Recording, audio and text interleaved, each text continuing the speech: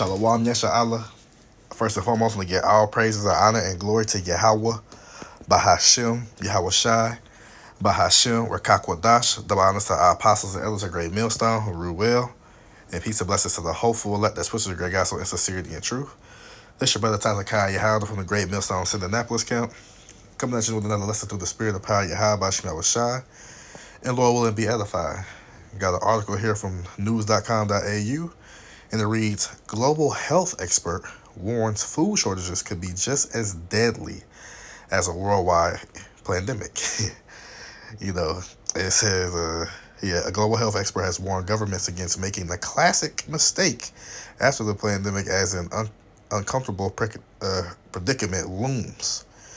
And this article came out June 9th, 2022, the year Yahweh Bashim Ashai turning up. And what they say? Damn. Swapping out letters, look at the food prices. But going on, it reads, a leading global health figure has warned the next worldwide health crisis could come in the form of food shortages.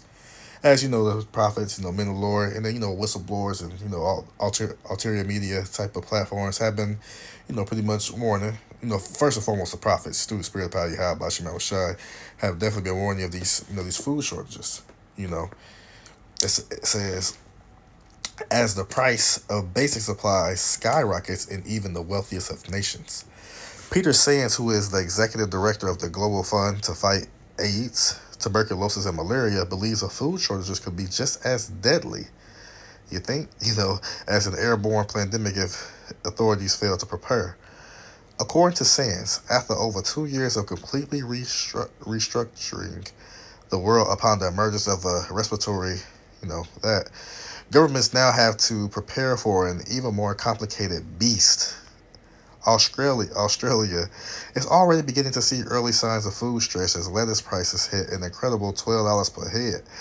In some areas following the flood season, natural disasters coupled with inflation and complications in the global trade industry could produce a perfect storm as the globe begins to find its feet, right? But matter of fact, let me just keep on going. This says, Sands, who works in areas already struggling with poverty and malnutrition, says wealthy governments risk making the classic mistake of concerning themselves only with crises that reflect the most recent disaster the world has faced. It's not as well defined as some brand new pathogen appearing with distinctive new symptoms, but it could well be just as deadly, he said. It says, Sands said governments needed to strengthen health systems to prepare for the health repercussions of food shortages. While it's unclear just how devastating accelerated food shortages could be to a first world country like Australia, health experts have urged leaders to stay vigilant. The Global Fund is aiming to raise $18 billion to boost worldwide health systems and has already raised over a third of its target for the 2024-2026 period, and that's probably these devils interesting, well, we're going to make it to 2026 and 2030 and 2050, but Lord willing, Lord willing, we would make it out this year, but hey, Lord willing, we don't make it to no 2024, going up. It says, University of Canberra ecological public health expert Dr. Rob McFarlane says the global food production and supply system is proving as vulnerable as silicone chips, clothing, toys, and fuels. Remember they said there's a shortage in the silicone chips and some of those I don't know, was it Taiwan talking about they got a shortage and they ain't helping people out, going into that semiconductor stuff. Just it's like you said, just naming shortages that's going on around the world or being controlled. But it says, we've been talking about these various scenarios for 50 years. Dr. McFarlane told news.com.au in May. And who else been telling about these things? The prophets, start with our apostles and elders. Even they elders, start with them, then on down to them, then on to us. But just regarding to those years, said before all those things, the prophets before then. It says, we've been speculating, we've been measuring, we've been applying our minds to making predictive models, but for various reasons we've not been taken particularly seriously. Hey, and look, they say that. How you think the men of the Lord feel? We say these things because look, we come in the like stance of Noah, right? Noah was preaching about a catastrophic, devastation was coming to the, pretty much coming to the earth. Need to get right. This and that. In the case of the other, people started looking at him like they kept looking at him like he had 10 heads, looking at him he crazy. Nobody believed him. Nobody believed him until what? It was at your front door. And that's what's gonna happen to the majority of the people in this world. Those who are not the truth, what they're gonna get hit like a thief in the night. Yeah, you got some of those people who are hoarding or prepping or that, the other. But at the end of the day, you can prep as much as you want. If you allow it for destruction, if you allow it for famine or whatever the case may be, it don't matter what the hell you store up. It's all your How About You Shai's movie. So it don't matter what you do. If you can shit, you can have a whole damn room stocked up with food and still die from famine. It can all get taken from you. You can go outside, trip, so you can go make some rounds, go somewhere, come back, that shit all gone. You never know what'll happen. The food just spoil. Out of nowhere, the Lord just make it happen. You never know. But at the end of the day, like I said, we've not been taken seriously. Yeah. So us as a men of the Lord, the prophets won't willing to be in that number. Definitely don't get taken seriously. But when shit started to happen, the people going to want to take it seriously, just like at the time of Noah. When they felt that rain dropping, oh shit, he wasn't lying. What they do, they broke camp. They ran fast to him. And guess what? It was Yahweh Shemashah who closed the door, who didn't let them in. It wasn't Noah. I bet Noah felt bad. But look, he warned the people, warned the people, warned the people. They didn't want to listen. They didn't want to take heed. And what happened? Hey, they got caught like a thief in the night. They got destroyed. That's the same thing gonna happen to the people in this time. You two-thirds and you heathens, right?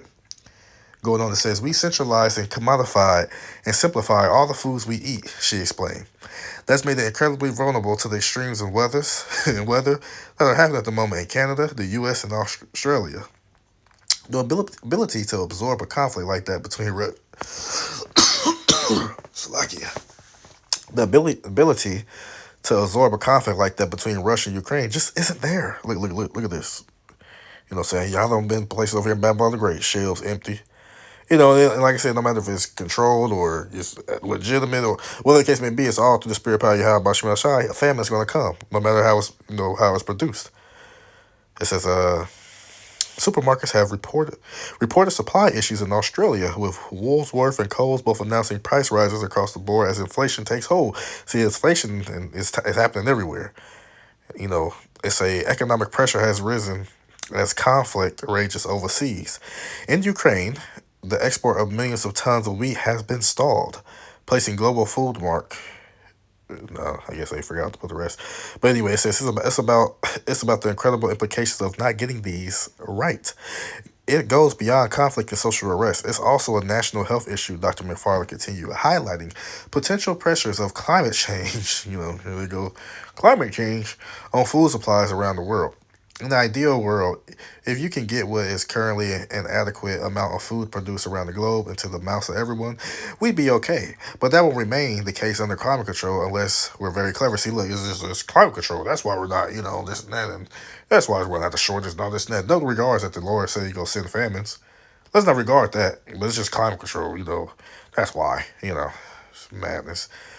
In the U.S., President Joe Biden has continued to warn of food shortages due to Russian sanctions, as prices for supermarket staples and fuel continue to soar in the country of 330 million. It was crazy. They call Russia and Ukraine the breadbasket of the world, but you fools was telling them that all your allies and all the nations to put sanctions on them. What an idiot. What do you? Why would you do that for? You know what I'm saying? Well, that'll make me as a country, shit, if that's the case, well, shit, I want to send shit to you anyway.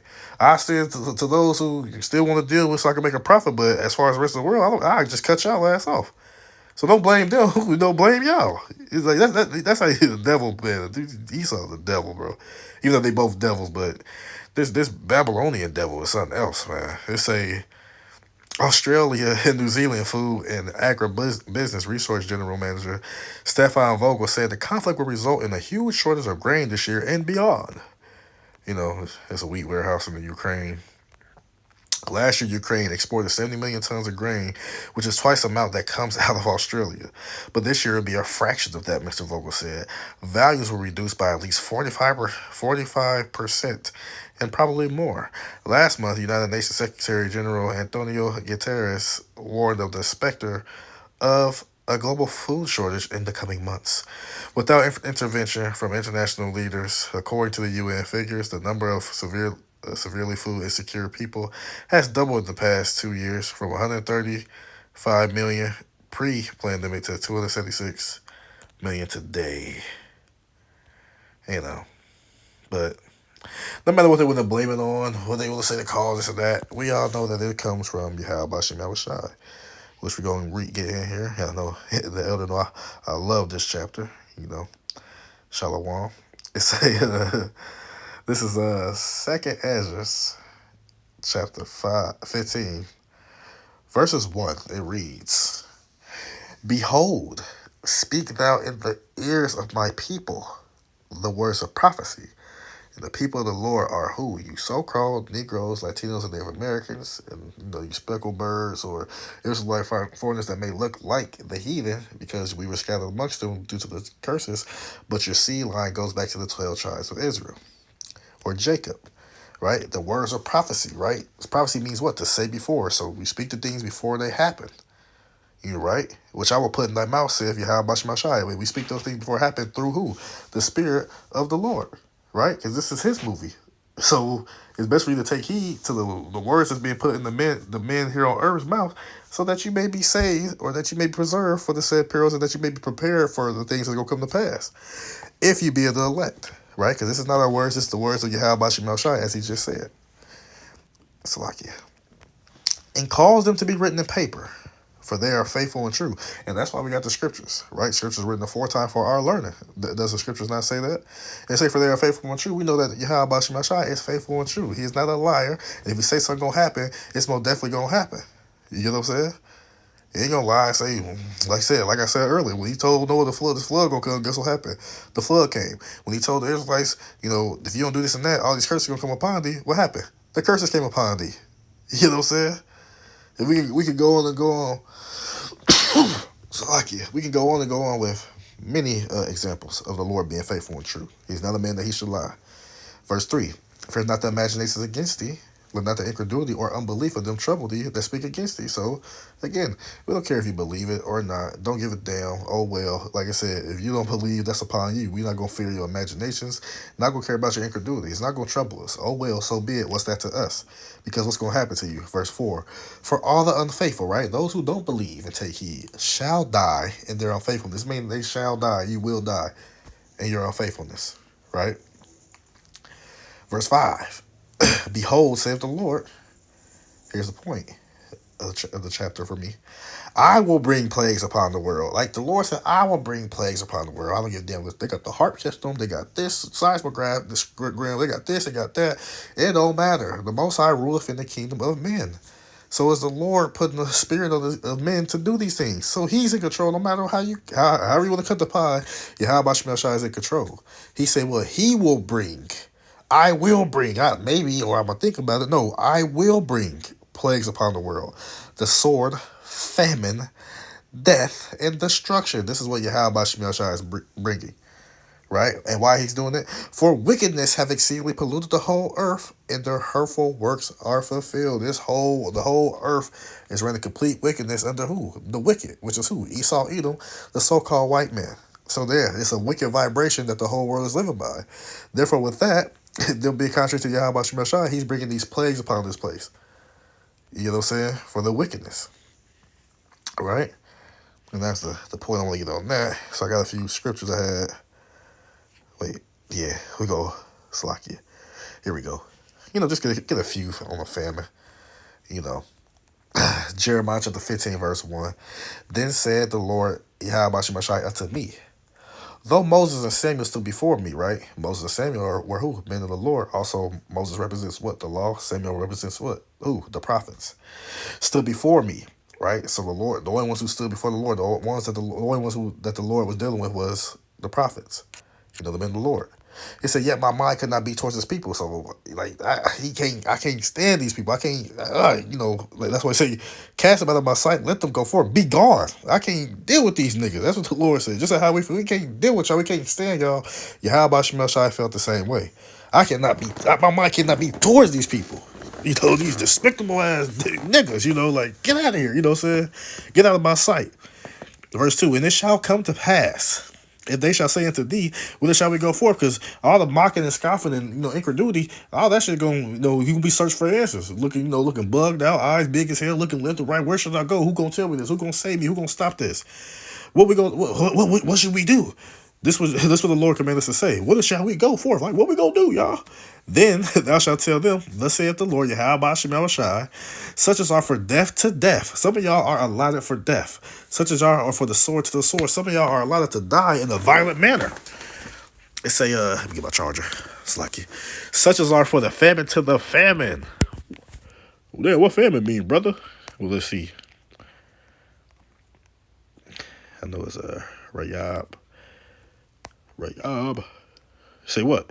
Such as are for what? For hunger, more or less extensive, dearth, famine, famished. Right? That's what some of y'all are slated for.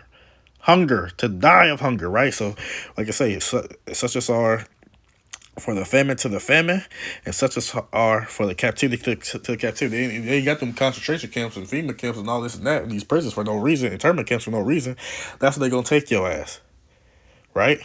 And it say, and I'm just gonna get this point. It say, and I will appoint over thee them four kinds, said Yahweh Shemel Shai, the sword to slay, and the dogs to tear, and the fowls of heaven, and the beasts of the earth to devour and destroy. Once your ass perish from not, being malnourished and all withered away and just meat, bones protruding through, guess what? The animals gonna eat your ass when you starve to death. You know what I'm saying? That's what's gonna happen to you, right? So some of y'all, allowed for that. Lord willing, we don't be of that. But some of y'all definitely allowed for that famine, for y'all ass to die. Jeremiah chapter 16. Let's start at verse 4, 3 points and 4. For thus saith the Lord Yahweh Shemel Shai concerning the sons and concerning the daughters that are born in this place. That we know back in that time, Jeremiah, the Babylonians had, took us into captivity. But guess what? You are in spiritual Babylon right now, over here in America. So the concern of those that are born in this place, and the concern of their mothers that bear them, and concern of their fathers that begot them in this land. They say what? They shall die of grievous deaths. So some people are allotted. Some people were predestined, right, to die grievous deaths. They shall not be lamented. Ain't nobody gonna feel bad for you. Ain't nobody gonna cry. Cry for you, because all the wicked motherfuckers who are around you, they gonna die too. So they definitely gonna cry and lament for you. Neither shall they be buried. And guess what? The men of the Lord most definitely not gonna cry for you. That's why the Lord said what? Pray not thou for this people. He not gonna hear it. All right? Ain't nobody gonna feel bad for you, because why? The Lord's been stretching his hand out through his men to preach to you the gospel, so that for the saving of your soul, you smack the hand away. Well, damn it, ain't nobody gonna feel bad for you. Just like when the snake charmer playing with the snake and they bit his ass, nobody gonna feel bad for him, because he knew better. But he chose to do what the hell he wanted to do. He leaned to his own. He didn't trust the Lord and lean not to his own understanding. That's how our people are. I'm gonna be all right. I'm gonna be cool. What y'all talk about? That Bible was written by the white man. This and that and the other. Well, guess what?